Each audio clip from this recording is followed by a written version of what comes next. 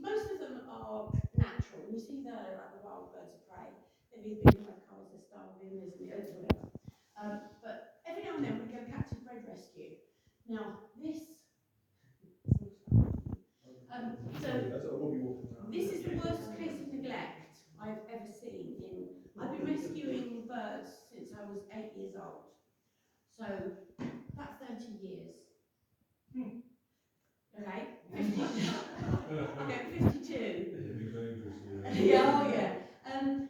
So it was a little while ago now. We had a little centre out on the levels, and I had a phone call from a gentleman that had just left another bird of prey centre, and he phoned us up and said that he walked out because he didn't like the way he kept the birds, and also he was very worried about a little owlet that was in a box in his office. He said, it's dying, and he said, I can't do anything, can someone just go and try and help this bird? So he gave me the details, but he didn't leave his details, sadly.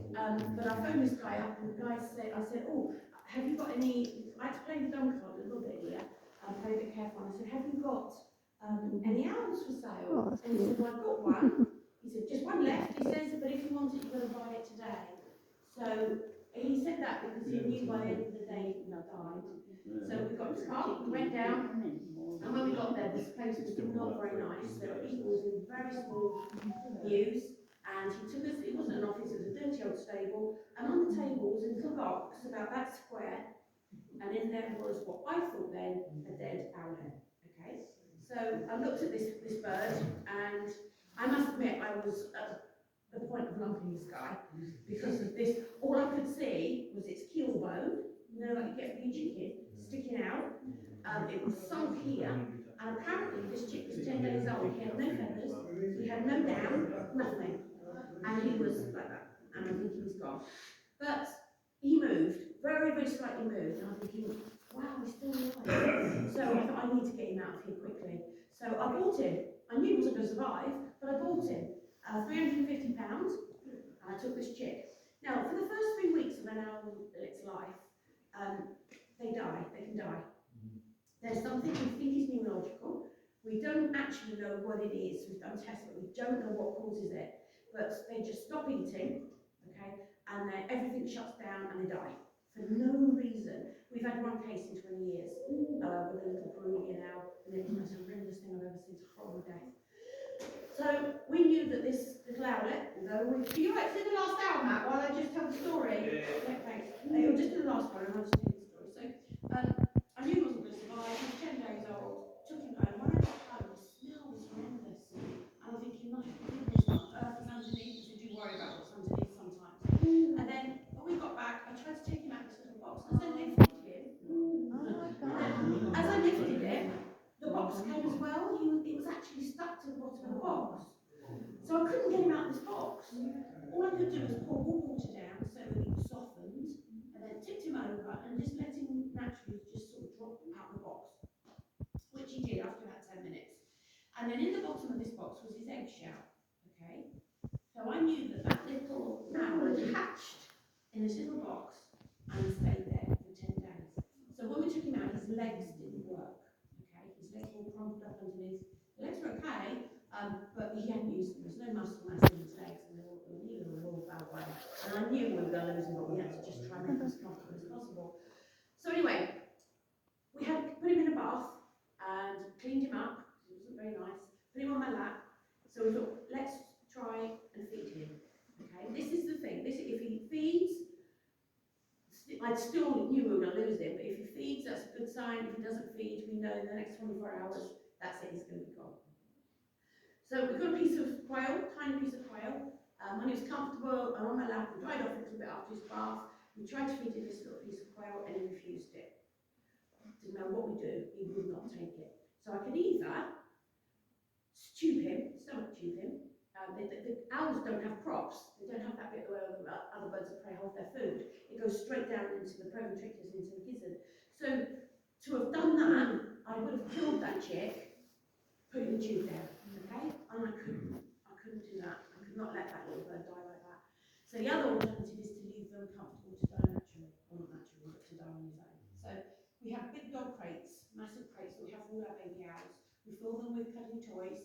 There's always a heat lamp, and then we cover them over, and then that's it till the morning.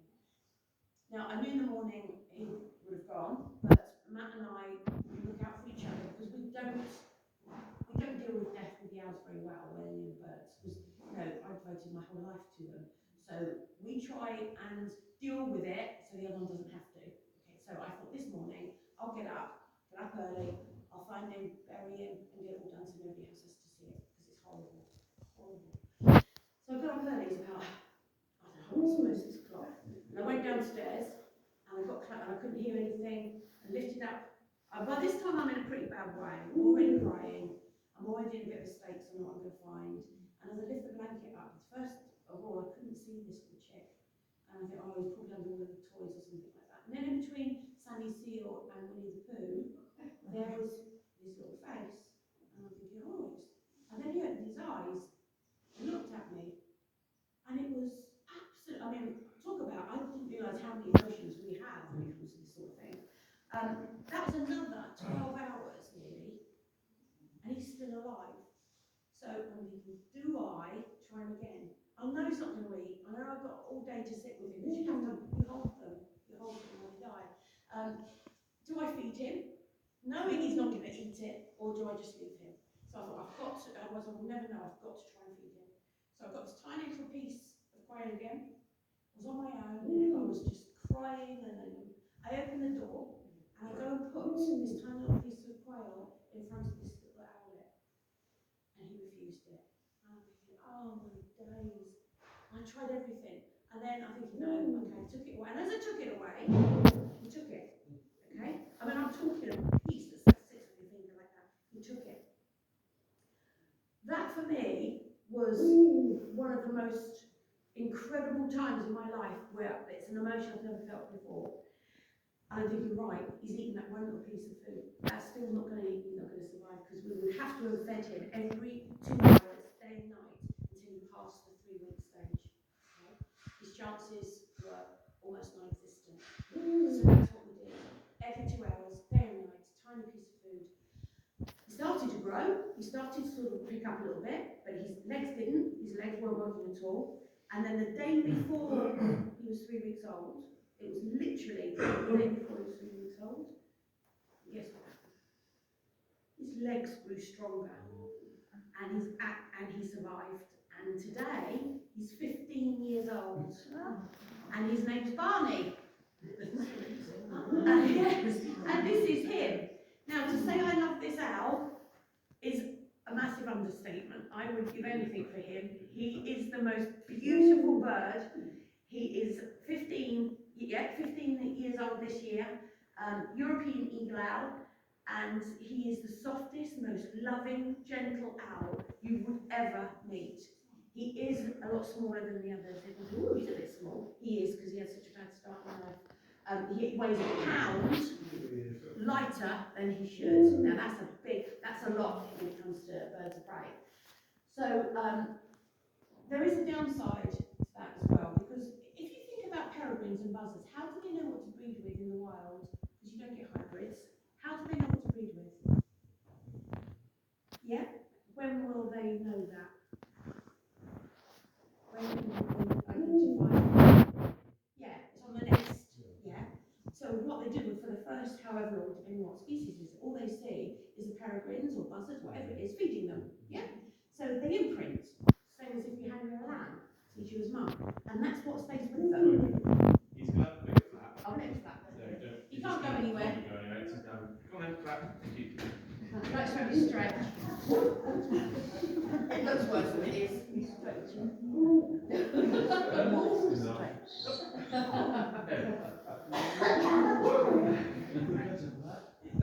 Right, so yes, the imprint is what feeds them. So when Barney here got to the age of about 3, he then reached sexual maturity. Okay? So who did he decide then was going to be me? Yes, okay. So interesting. He then decided I was going to be his mate. Now here's that call that you can hear, which is beautiful. Thank you. And then he has. No, let's not do that noise. So that means Not much is it's on time, okay? He's got those feelings, it's time for breeding. So I have to oblige, okay? I have to, it's not his fault, I have to oblige. So I have to go into his aviary, okay? Now, you're going to get some images come into your head, all right? You will, and I know exactly what it's going to be, but please try and just blank it, because it's nothing like that at all. I go into his aviary, I have to wear a padded coat and a hood, okay, so he pulls my hair and so as I go in, I can barely get in the door, and he's always going, whoop, whoop, whoop, whoop, whoop, and as I go in, I have to bend over. That's your image, okay? Forget the image. I have to bend right over, and then he lands on my back, okay? Because if I don't bend over, he'll land on my head and my face. Have you seen the size of those talons? Yeah. So to protect myself, I bend over, then he goes, for about 2 or 3 seconds, finished, okay? And he goes and lands on his perch. Okay, and he feels amazing. Okay, I'm there still bent over with lots of little holes in my back, but that's what he will do every time I go into the aviary. So it can be 3, 4, 5 times a day. Okay, for 3 months. But it's not just me. He's not picky. He's not picky. Why have you done one ear tough? Honestly, he does it with Matt as well. And in fact, if any of you go into his aviary, if you're a human, you get it as well. Yeah. And our days, it's funny because there are days I can't go in there because we're busy or we're going out. So go outside the door. I swear he knows when I'm getting up in the morning. He can hear me, and he's already going. So I go out and I don't give him eye contact, so I can't go in. And I'm walking around and getting everything that's going. And it gets harder and it gets louder and louder and it gets faster. And he's doing everything he possibly can. And then he loses his footing because he's doing. They do mock mating on their perch for you. That I think for them is supposed to be a bit erotic. It's really not, no. And he's doing that, and then he falls, and he goes quiet, and I think, oh, honey bunny. And then he jumps back, he comes up and lands on his perch, and has a bit of a ruffle, and looks around to see if anybody noticed that he'd just fallen off. And he's looking for me again. And that's what will happen for 3 months every year. And we have 3 of them. And he can live another 40, 50 years. Thankfully, I won't. You might. So that's the downside, but a small price to pay to having this. I have a really thick coat. Yeah, because sometimes you forget, you go in and you come out and you've got some nasty holes in your back. They're quite gentle, but Guinea's not. He's not too bad. Guinea's about a pound heavier. He comes in like that on your back, and you have to sort of really. But there's nothing you can do about it. It's just their way. It's his natural way. What happened to this man? He doesn't have birds anymore. Good. Now I didn't need to, because if I had instigated anything, it would have been a threat to my birds. But it was done another way, thankfully. Yeah, absolutely. So very quickly, the European eagle owl, which is a British owl. We have them in the UK up north, so the Yorkshire Dales up in the Scottish borders. There are less than 100 breeding pairs, which is okay because this is an apex predator. There's nothing that will take one of these. Okay, like I say, he's a male, weighs about £3.10. Females can get 8 to 10 pounds. They can be more than twice that size. They are huge, great things, and they are very capable of hunting things like fox, young roe deer. They'll take muntjac. They'll take fledgling eagles, peregrines, buzzards, other owls, you name it. Hare, rabbit. Their prey is quite vast in what they can take. But they're up north. They're up, not in the south of England. Orange eyes. Now the orange eyes is going to suggest he's crepuscular. Not quite.